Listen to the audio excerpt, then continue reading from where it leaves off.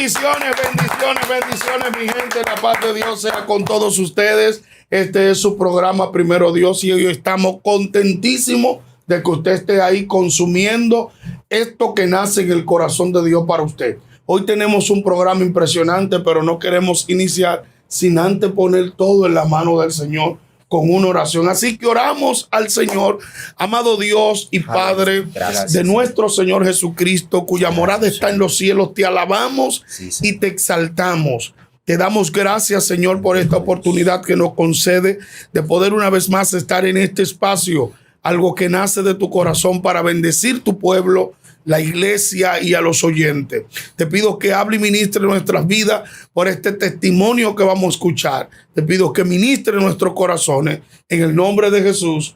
Amén y amén. Hoy, como siempre, mi hermano Luis Arturo Medina con nosotros y tenemos un pastor invitado que ustedes lo van a conocer. Pastor Bretón, cuéntenos. Bendiciones. Bendiciones, de verdad que es un placer para mí, es un honor estar en este maravilloso programa Primero Dios.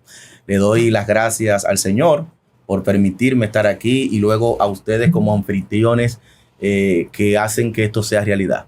Señores, compartan este video desde ya, que tenemos una eminencia del evangelio aquí. Claro, una reliquia. Nosotros conocemos historia y sabemos cuáles son los hombres que Dios ha posicionado en lugares especiales. Y este es un hombre que Dios lo ha puesto en lugares especiales. Y hoy queremos conocer su historia. ¿Dónde nace el pastor Bretón? Porque la gente conoce al pastor, al hombre de Dios, al predicador, pero muchas veces no conoce al hombre que fue formado, el hombre que fue capacitado en el proceso. ¿Dónde nace y dónde se desarrolla el pastor Bretón? Bien, excelente. Bueno, Luis, realmente es así como tú acabas de decir. La gente ve el presente, pero no conoce tu pasado. Y yo nací aquí en Santo Domingo, luego a la edad de un año, entonces me llevaron a San Francisco de Macorís, específicamente a un campito de San Francisco de Macorís llamado Madeja, Los Arroyos. Y ahí entonces estuve por un lapso de tiempo hasta los 12 años. Ahí me desarrollé, ahí crecí, ahí aprendí valores. Y yo entiendo que fue una de las mejores etapas de mi vida. ¿Con quién vivía el pastor en ese lugar? Ahí vivía con una tía abuela. Era la tía de mi papá. Ok. ¿Y dónde estaban sus padres, pastor? Bueno, mi padre estaba en Santo Domingo. Mi padre y mi madre biológica, que más luego voy a estar hablando de eso, estaba muerta. Yo no la conocí, pero a quien conocí como madre fue a mi abuela paterna. Ok. Ella fue la figura que siempre vi como madre y siempre nos manteníamos en contacto. Ella vivía en Puerto Rico, estaba trabajando allá, pero siempre nos comunicábamos, nos enviaba carta porque en ese entonces era el método de comunicación, eran las cartas y realmente pues a ella fue que tuve como figura materna. Oh, muy bien. Entonces, pastor, a esa edad, ¿usted escuchaba acerca del evangelio a esa edad? No. No tenía ni idea. No, normalmente lo que uno ve es lo que la iglesia tradicional nos enseñó. Yo sí aprendí lo que fue la catequesis, fui la primera comunión. Formado. Claro que sí, allá en el campo pues hice la primera comunión, la catequesis. Recuerdo que fui bautizado también. Claro. Por la iglesia católica. Y sí, fui un niño que fue instruido en cuanto a lo que tiene que ver con los valores religiosos, pero nunca obviamente conocí a Jesús. Amén. Wow. Entonces, usted nos podría decir a nosotros, ya tiene 12 años, digo aproximadamente. Claro. Tenía 12 años. Sí. Ya en qué tiempo o en qué momento usted comienza a tener interés por el evangelio. ¿O quién era en ese momento? ¿Usted andó la calle? ¿Usted conoció parte de la calle? ¿Quién era ese muchachito que conoció en ese mundo que conocemos, que le llamamos el mundo oscuro? Si logró entrar a ese mundo. Cuéntenos un poco de eso. Bueno, realmente a la edad de 12 años pasó un problema allá en el campo donde vivía y mi abuela materna, que era mi madre, entonces me va a buscar a mí y a mi hermana y nos trae a Santo Domingo, específicamente a Herrera, a vivir con mi padre. Mi padre era un hombre totalmente desconocido para mí. Yo no tenía esa relación de padre a hijo, ni de hijo a padre con él. Él iba de vez en cuando allá a San Francisco a llevarme las cosas que mi abuela me enviaba de Puerto Rico. Y así yo lo veía, pero él iba, no duraba una hora, literalmente no duraba una hora. O sea, yo nunca tuve lo que fue una figura paterna y por ende tampoco tuve una figura materna biológicamente hablando, porque sabemos el esfuerzo que hace una abuela, pero nunca podrá sustituir realmente a una verdadera madre. Por lo tanto, siempre crecí con ese vacío de un padre y una madre. Una madre. Al llegar entonces a Santo Domingo, vine a vivir con mi padre que nunca fue mi padre. Wow. ¿Cómo, No, ¿Cómo cataloga esa experiencia del vivir con su padre? Porque tiene 12 años. Sí. Apenas entra en la preadolescencia. Sí. Ni siquiera era un adolescente. Sí.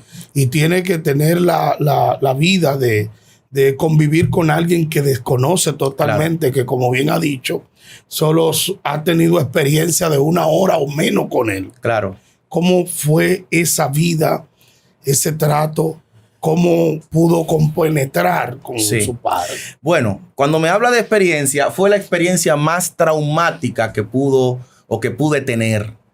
Pero fue el trampolín, fue la plataforma que Dios utilizó para que yo me encontrara con él.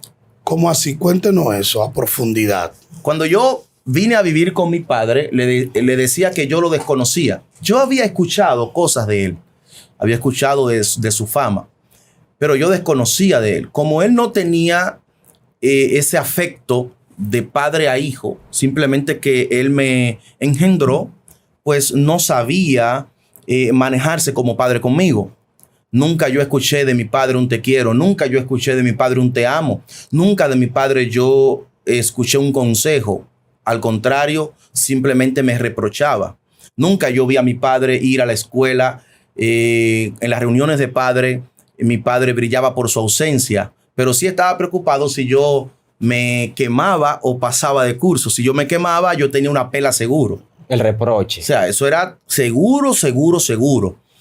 Y realmente te digo que fue algo traumático porque mi padre nunca me brindó amor, nunca se me identificó como padre y al contrario, lo que recibí de él fueron muchos maltratos verbales y físicos. E imagínate un niño de 12 años donde está entrando entonces a la adolescencia, donde es la edad más vulnerable. De la pubertad. Claro. Entonces, la persona que está llamada a modelarte para que tú sigas su ejemplo, el ejemplo que te está modelando es un ejemplo totalmente equivocado.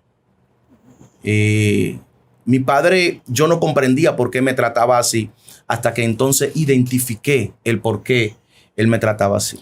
Y ahí queremos llegar, porque ya yo tengo la intriga de saber quién era su padre y qué usted descubrió entonces en cuanto a eso y cómo y en quién se convirtió Junior de ahí en adelante. Claro. Fíjate, mi padre, eso es lo que comúnmente le llamaban aquí en República Dominicana un bacano. Un bacano aquí es una persona que tiene su flow y, claro. y es mujeriego, maneja su par de pesos, exacto. Llega y hace un corito y todo el mundo le hace el coro. Es un bacano aquí. Exacto. Mi padre era un tipo más alto que yo, moreno, tenía su flow, un tipo que vestía caro, de marca. Bacano, sí. Tenía una melena que llegaba por acá. ¿Cómo? ¿Entiendes? Pelo fino y muchas mujeres detrás de él, muchos amigos, así como tú lo dices. Y en ese ambiente yo estaba adaptándome y lo estaba conociendo. Y en principio me gustaba ver todo eso, pero entonces cuando nos íbamos a fondo, ahí era lo triste. Porque detrás de eso se escondía algo oscuro. Y es que mi padre era todo eso que te estoy hablando, pero tenía un asunto muy fuerte que le estaba pasando a su vida, y es que mi padre lamentablemente cayó en el mundo de los vicios. Mi padre se cría en Estados Unidos y de los Estados Unidos tiene que salir corriendo. Tiene una residencia americana, va con facilidad a Puerto Rico, viaja. Y yo me encontraba raro que mi padre iba en la mañana, compraba un vuelo. Eso me llamó mucho la atención. A las 5 de la mañana compraba un vuelo y decía, voy a Puerto Rico. Y ya a las 12 de la noche él estaba aquí. Y mi padre, cuando llegaba de Puerto Rico, yo veía que venía forrado en billetes. Y todos los amigos se reunían con él. Y mi casa, mi casa era un centro de acopio de todo lo que tiene que ver. Acopio, denme luz de dos. O un centro donde todos se reunían para compartir la bebida, para hacer planes Acopio, delincuenciales, para hacer trueque, entre otras cosas. Y allí entonces se reunían con mi padre, todos sus amigos, y empezaban entonces a consumir drogas, empezaban a tener relaciones sexuales con mujeres. Y yo como niño crecí mirando todo eso. O sea, cuando yo vi la vida de mi padre, cómo era, me chocó, porque fue una diferencia abismal de la sanidad con la que yo crecí en el campo a donde yo estoy ahora. Entonces usted pudo entender ahí que su padre no era muy cercano por la vida que estaba viviendo. Exactamente. Yo recuerdo que mi padre en una ocasión, ya luego que yo sé y que él abiertamente sabía, abiertamente me había mostrado lo que él era, porque no podía esconderlo, aún me estuviese a mí ahí. Él me dijo en una ocasión, fumándose un tabaco, me dijo, mira Junior, ven acá. Y yo le dije, dígame papi. Me dijo, mira, esto que yo hago, no te lo voy a explicar porque tú no lo vas a entender. Y antes de que tú nacieras, pues yo estoy en este mundo. Pero te voy a decir algo. Si yo un día, loco, arrebatado, yo te doy de esto, toma un palo y... Wow. Y si un amigo mío te da de esto, te brinda de lo que vienen aquí a consumir conmigo, tú me lo dices para yo... Wow. Dios mío. Cuando él me dijo eso, yo comprendí que mi padre, aunque no me daba el ejemplo, no quería que yo fuera como él. Así es. Wow. Tenía ese sentimiento interior, ese miedo de que usted tomara el mismo camino. Exactamente.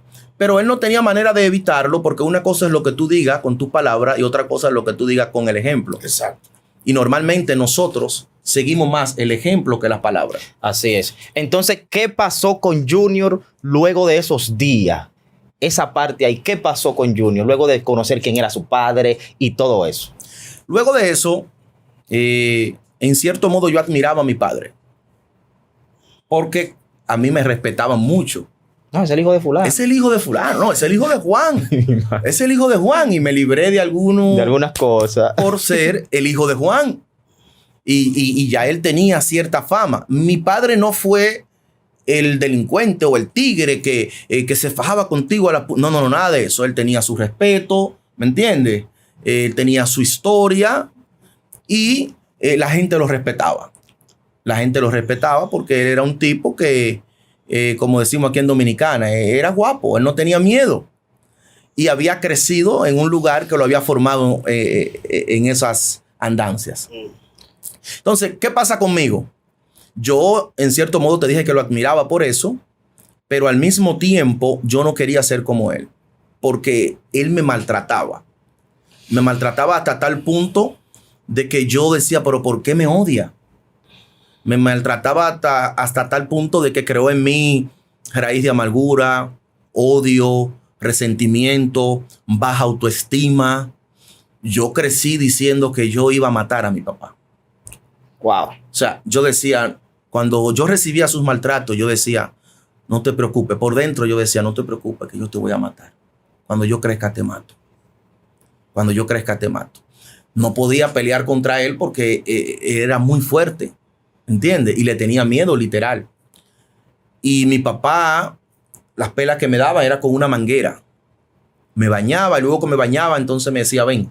Y me ponía a contar los fuetazos. O sea, yo cuando él terminaba, totalmente era lacerado. Recuerdo en una ocasión que estoy estudiando a la 1 de la mañana, porque tenía un examen al otro día. Y yo escucho la voz de él que dice, ahora le voy a ir a dar una pela al negro. Así mismo. Por nada. Por el gusto. Él viene de la calle, de consumir, y se propuso maltratarme. Yo estaba en mi habitación y tenía la puerta cerrada. Él le había quitado el pestillo a la puerta porque su habitación estaba al lado de la mía y la división no era en block, sino que era con Playbook.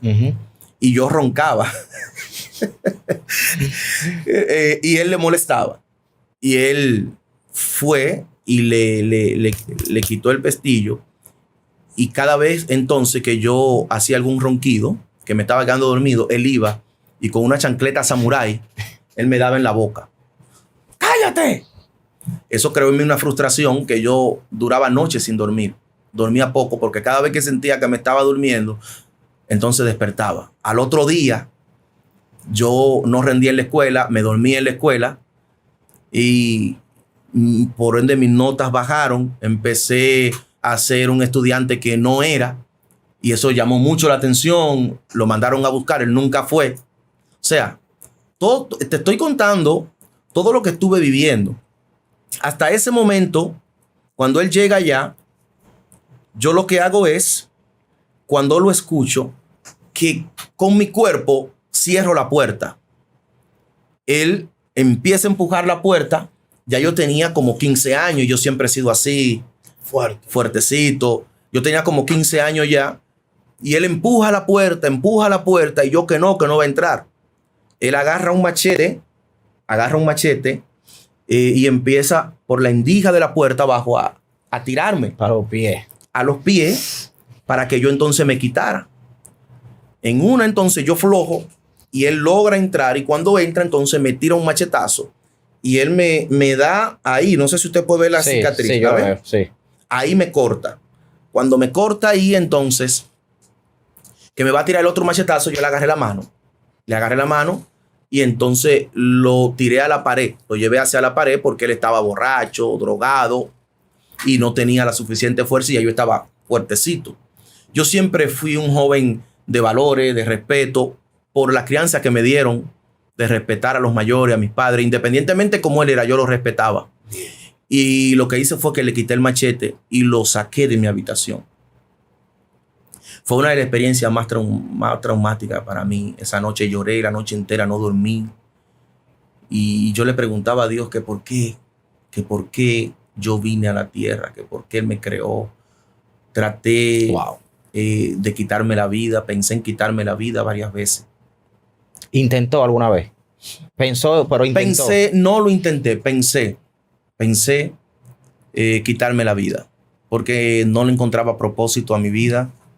Entendía de que mi vida, de ser algo tan bonito, se había transformado en un infierno totalmente al venir a vivir con mi papá, que se supone que era el hombre que tenía que darme amor, protección. Así es. Y no entendía yo por qué él me quería destruir. Las palabras que salían de él era: tú tenías que morirte con tu mamá. Wow. Yo no sé para qué tú estás vivo. Me rompía plato en la cabeza, literalmente.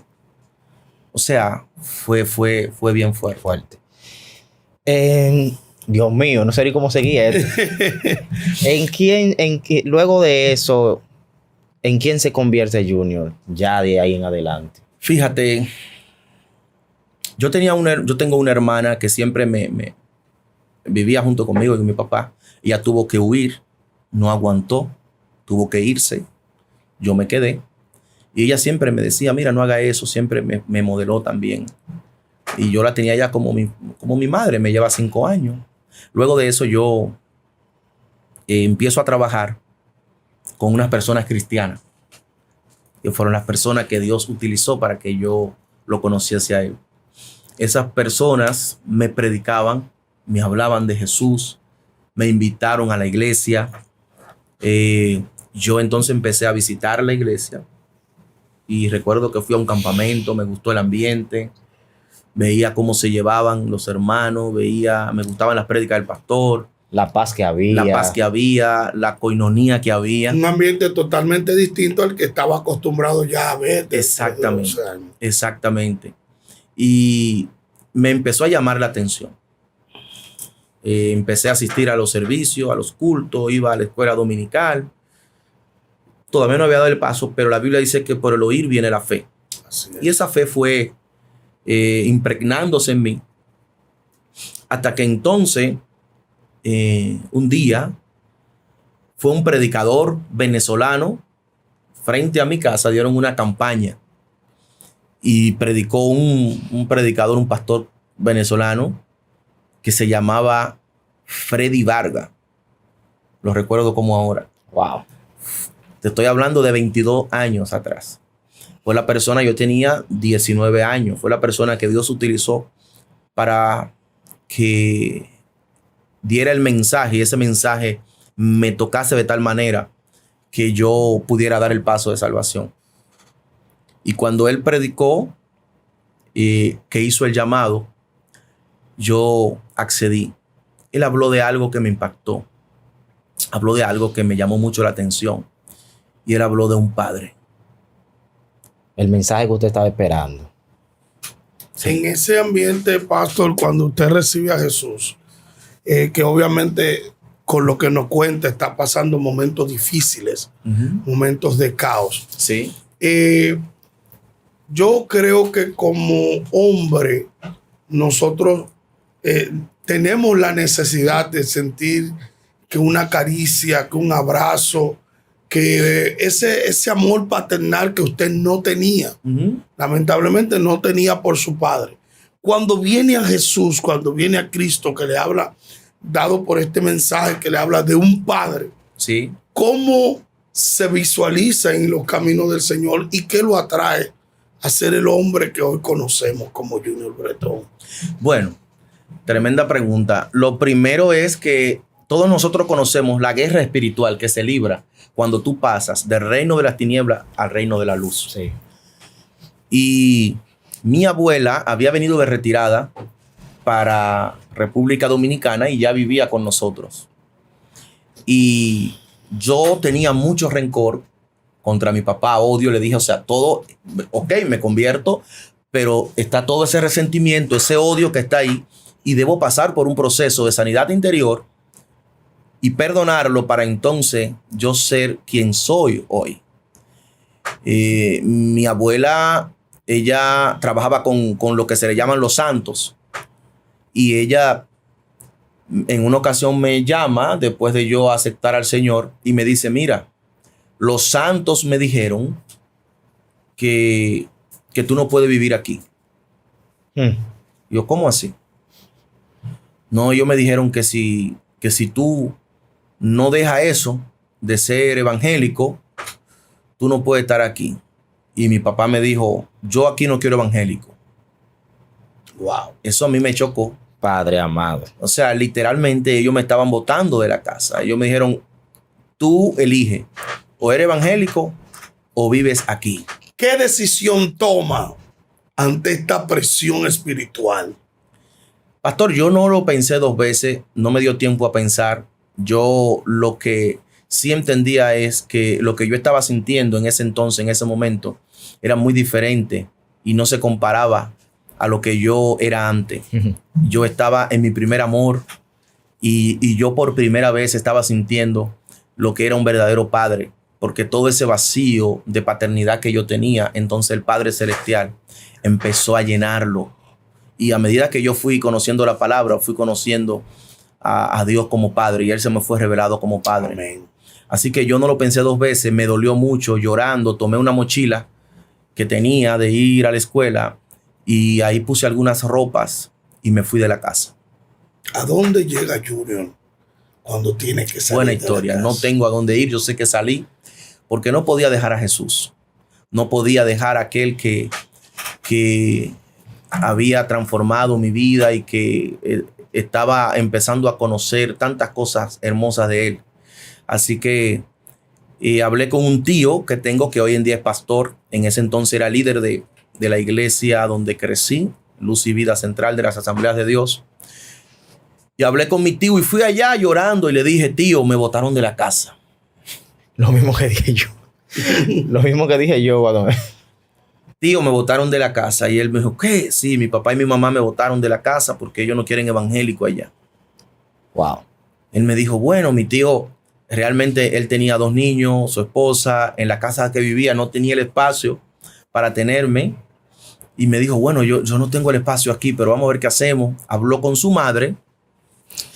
Y donde su madre tampoco estaba el espacio, pero por lo menos me dejaron tener la ropa allí. Y yo me bañaba allí y entonces ahí me vestía, pero mi casa fue la iglesia. Gloria a Dios. Mi casa fue la iglesia. ¿Le sirvió de mucho que su casa sea la iglesia, Pastor Breton? Fue el medio que Dios utilizó para formarme. Es un proceso doloroso, Sí. porque yo pasé por algo similar y es un proceso doloroso, pero al final hay un buen resultado. Claro. Fue el medio que Dios utilizó para formarme, para enseñarme allí, en mi casa, en mi nueva casa. Tuve experiencias maravillosas. Vivía como la profetisa Ana, que dice que ella, después de haber tenido marido, 7 años con su esposo, entonces enviudó y vivía entonces en el templo constantemente en ayuno y en oración. Y esa fue mi vida por más de 1 año. En el templo, en silicio, no tenía dónde dormir, dormía en los bancos de la iglesia. Con el tiempo al principio eran duros, pero luego ya ningún colchón postopédico se comparaba a esos bancos. El Señor, óigame, lo acorchó de una manera. Ahora los bancos son acolchados, sí, silla acolchada. Ya eso no existía en aquel entonces. No sé si soy yo, pero esos bancos de madera para mí eran más duros que el piso. Sí.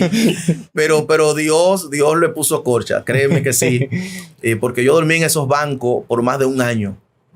A veces me llegaban frustraciones, me desalentaba porque como joven al fin hacía amigos, hacía amigas. A veces me llamaba la atención una joven, pero ni pensaba en enamorarme porque ¿a dónde la llevo? Usted tenía 19 años en ese tiempo. Claro. Pasa 1 año y luego que pase ese año, usted sale ¿hacia dónde sale? Sí. Pasó 1 año y pico entonces ahí en la iglesia. Luego entonces empiezo ya a trabajar. Dios empieza económicamente a bendecirme. Hablé con un amigo, un hermano. Nos mudamos juntos en una habitación, alquilamos una habitación y ahí nos mudamos. Ahí entonces no duré mucho tiempo, no duré ni 1 año ahí. Recuerdo que ese hermano me dijo: tuve una revelación donde tu papá venía a buscarte y te decía: ven, vamos. Wow. Pasaron 2 años específicamente.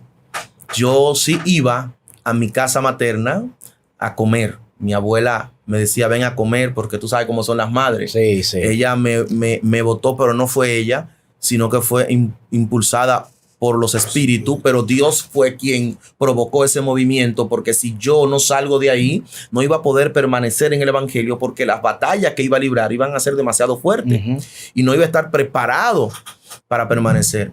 A los 2 años, específicamente, tuve un encuentro con mi padre y él me dijo: vuelve a casa.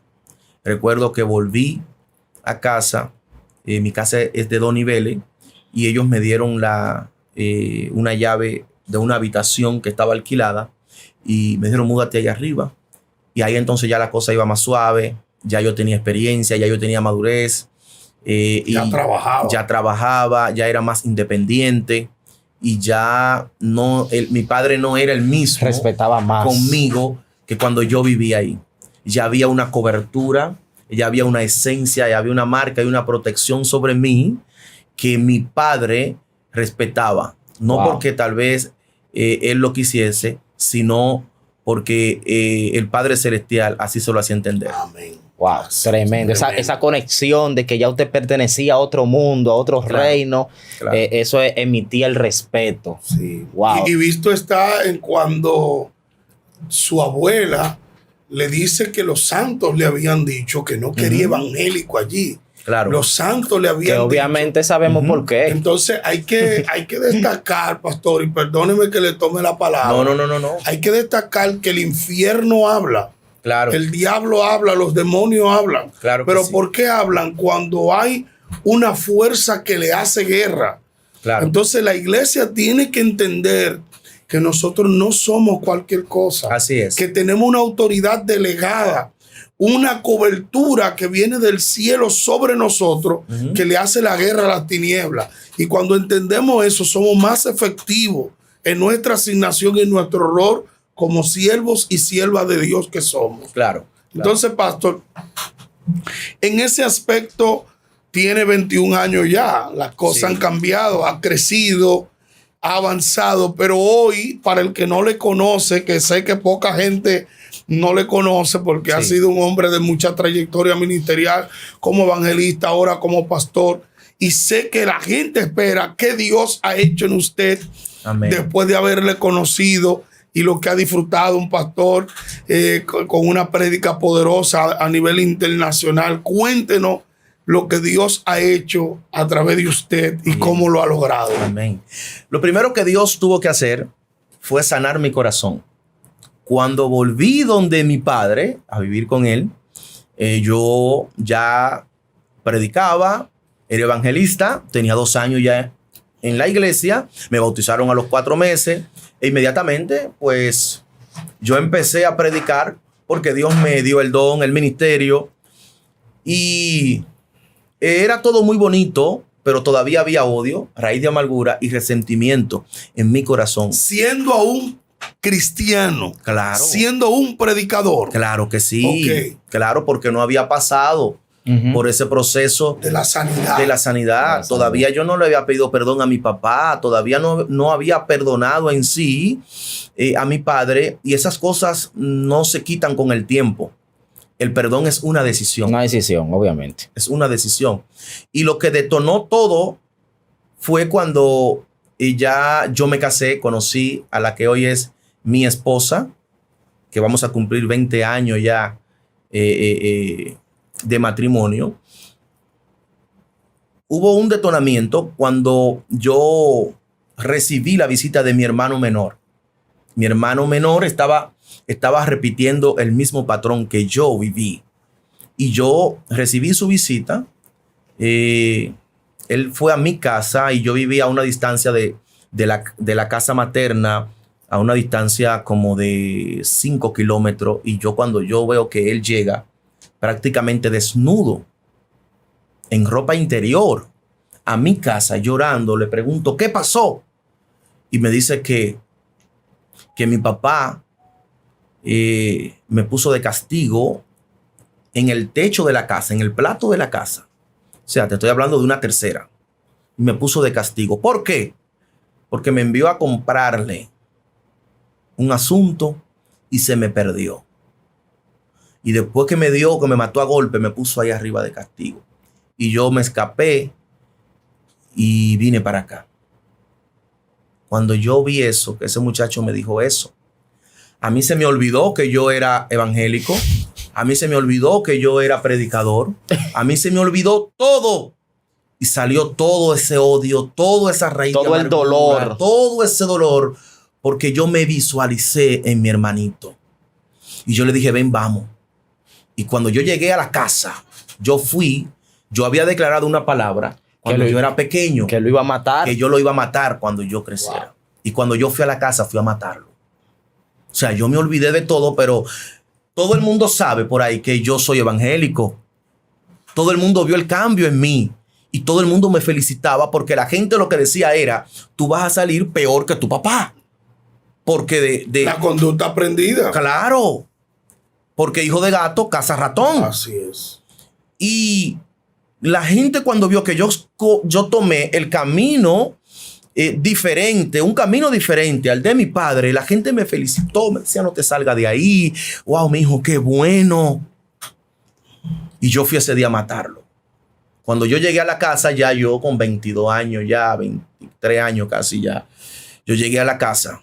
Ya yo era un hombre. Sí, literal. Él también, él estaba en toda su fuerza. Un tigre, un tiguerón, que cuando él hablaba, yo temblaba. Y cuando yo llegué,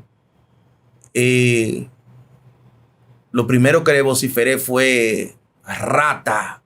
Y enciendo malas palabras, Todas. se la dije toda. El odio brotó. Salió el viejo hombre. Cuando él ve esa reacción en mí, me dice, sal de mi casa, y empezó a decirme malas palabras. Yo le dije, esta no es tu casa. Entonces lo traté de tú. Esta no es tu casa. Sácame. Y busqué un machete. Y yo entonces busqué 2 piedras. Yo busqué 2 piedras y tomé las piedras y le dije, ven. Y le dije, si tú eres un hombre, suelta el machete que yo voy a soltar las piedras para que nos matemos como 2 hombres. Y toda la gente se aglomeró. No, Junior, mira. Y yo entonces empecé a llorar. No era yo, era el odio que había en mí. Eso tenía que salir. Porque yo me olvidé de mí. Yo me olvidé de mi identidad. Y yo empecé a llorar y yo empecé a recordar todo lo que él me hacía. Y fue fuerte, fue fuerte. Yo empecé a decirle tantas cosas hasta que la gente lograron persuadirme. Solté las piedras y me retiraron del lugar. Me llevaron de ahí. Luego de eso, entonces que me encontré conmigo mismo, dije, wow, ¿qué hice? Qué error, Dios mío. ¿Qué hice? ¿Qué hice, Dios mío? Ahí entonces, ¿sabe que viene la reprensión del Espíritu Santo? Ahí viene la reprensión del Espíritu Santo. Ahí entonces me toca la otra parte. Pedir perdón. ¿Cómo Dios lo lleva a ese escenario del perdón? Porque ya fue manifiesta las obras de la carne, raíz de amargura, odio, rencor. Y ahora debe de salir a flote los frutos del Espíritu de una nueva vida en Cristo. Porque todo hombre tiene que ser llevado a la restauración. Y creo que Dios utiliza este momento para llevarlo allí. Sí. Para poder Dios cumplir la obra que ha iniciado con usted. Sí. No fue fácil. Aparte del odio que yo le tenía por lo que él me había hecho, yo le tenía odio por lo que él había provocado para que mi vida fuese miserable. Cuando yo pregunto cómo mi madre murió, la noticia que recibí fue que mi madre se quitó la vida, que mi madre se suicidó. Eso me chocó bastante, porque en lugar de una madre insustituible, yo siempre preguntaba y yo le decía, todo el sufrimiento que pasé, yo también crecí con odio contra mi mamá y tuve que perdonar a mi mamá aún después de muerta. Porque yo le decía a mi madre todo esto. Porque tú no estuviste. Wow. Exacto. Fue fuerte. Y cada vez que hablo de esto me dan ganas de llorar, no porque tenga ya nada en mi corazón, sino porque fue bien fuerte lo que viví y crea sensibilidad en mi vida. La noticia que recibí fue que mi madre se había envenenado. ¿Y por qué razón lo hizo? Eso se me tenía oculto. Ya luego de hombre, entonces se me fue revelado. Mi madre se dejó de mi padre y en el trayecto donde estaban dejados parece que ellos vivieron, pero estaban dejados. Y mi madre entonces va y le dice a mi padre que ella está embarazada. Mi madre era una persona aparentemente de mente muy corta. Y mi padre, como era un tipo de la calle, la envolvió. Ella se enamoró de este tipo. El galán. Claro. Y ella estaba asfixiada, como dicen de él. Y cuando ella va y le dice a él que está embarazada, entonces él le dice que no, que le busque otro padre a ese muchacho, porque él no se va a hacer responsable y que eso no es de él. Ella eso le causó mucho dolor y la llevó entonces a tomar la decisión de quitarse la vida. Lo dejó escrito en una carta. Cuando me dijeron eso, entonces mi odio se agravó. Y el odio creció más cuando yo perdí mi segunda madre. Es fuerte lo que voy a decir. Pero mi segunda madre fue mi abuela, que fue la madre de él. Y mi abuela le dio un derrame cerebral, es un ACV, producto de los maltratos que mi padre le daba. Maltrato físico, maltrato Verbales, verbales. Ella había recibido un dinero y estaba juntando un dinero para irse a vivir para los Estados Unidos con un hijo que tenía en los Estados Unidos porque ya no aguantaba los maltratos de mi padre. Wow. Y ella le daban su pensión de los Estados Unidos más el dinero que ella tenía guardado. Y mi padre utilizó a mi hermanito para robarle el dinero, para él consumirlo. Cuando mi madre sabe esto, mi madre va y le reprocha a mi abuela, mi madre abuela, y lo que recibe mi madre de él son maltratos verbales. Le dijo todas las malas palabras, tú tienes que morirte, ¿por qué tú estás mi vida? O sea, tantas cosas feas. Mi madre esto entonces la llevó a que le dieron ACV. Luego fue a la Plaza de la Salud, duró 2 meses en la Plaza de la Salud. Entendíamos que la perdíamos, pero mi madre milagrosamente vuelve a la vida. Cuando vuelve a la vida, que ya está restaurada, lo primero que nos dice a mí y a mi hermana, que estábamos cuidándola, es que ella no quiere ver a su hijo Juan, que es mi padre. Y le dice a mi hermana, yo quiero que tú me lleves para tu casa, que ella estaba casada, y cuando yo me recupere, entonces yo me voy a ir a vivir a los Estados Unidos, pero yo no quiero ver a Juan. Cuando él siempre preguntaba de cómo estaba ella, y nosotros no le decíamos, un día, él entonces coge para allá, para la Plaza de la Salud.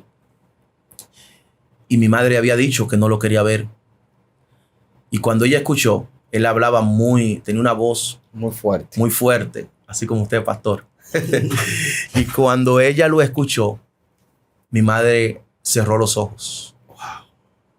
Porque ella dijo que no lo quería ver.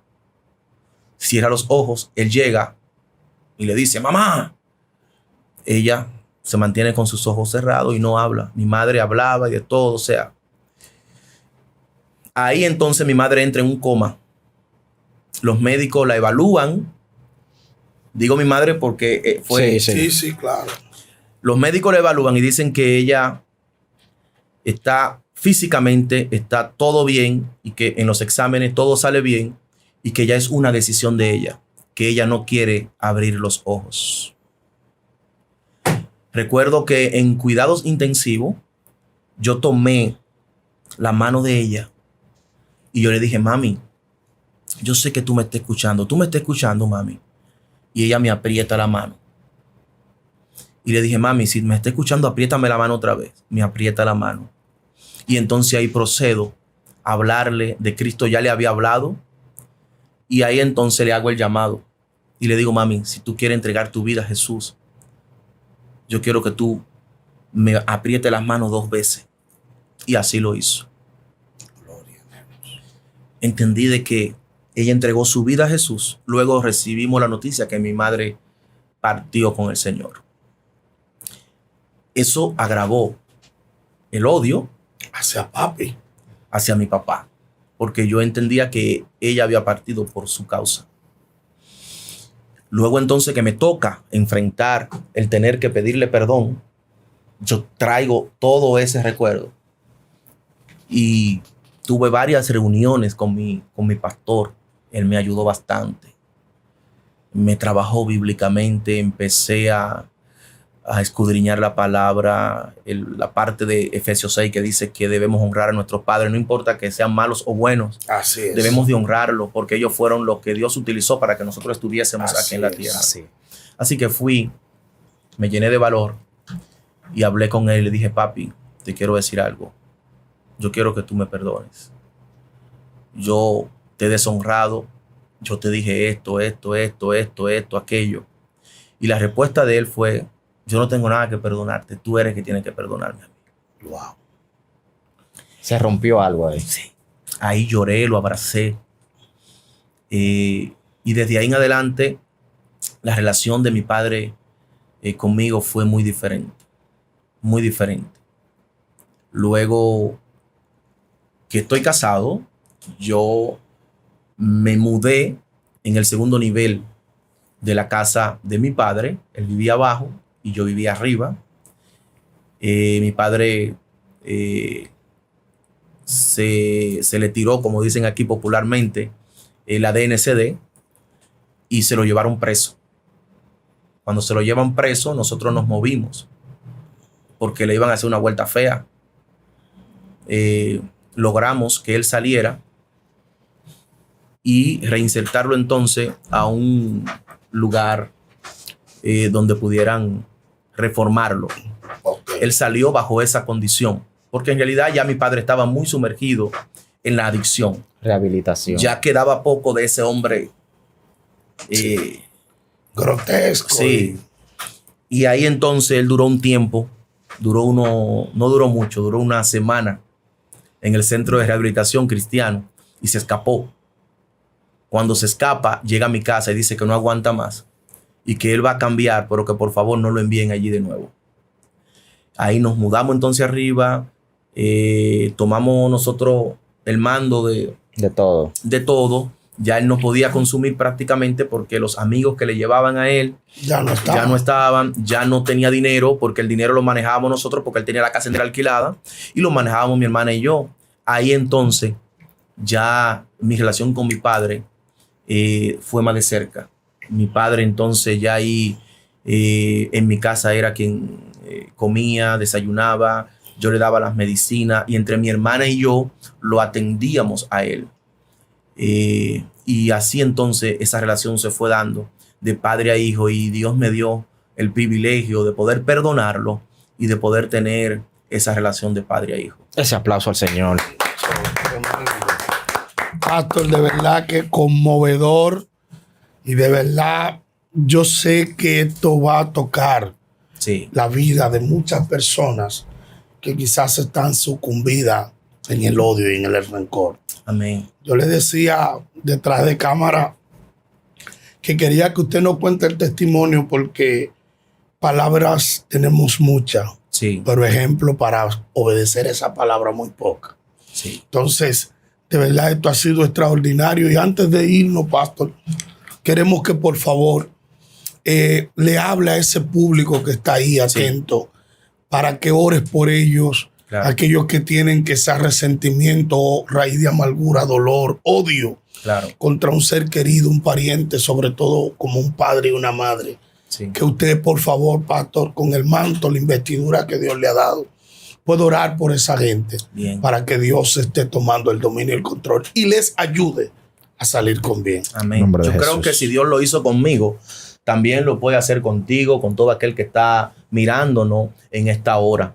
Así que luego de eso, Dios hizo grandes cosas con nosotros, nos llevó a otras naciones, nos abrió puertas extraordinarias y hoy en día, por la misericordia de Dios, estamos pastoreando una congregación que Él nos ha puesto.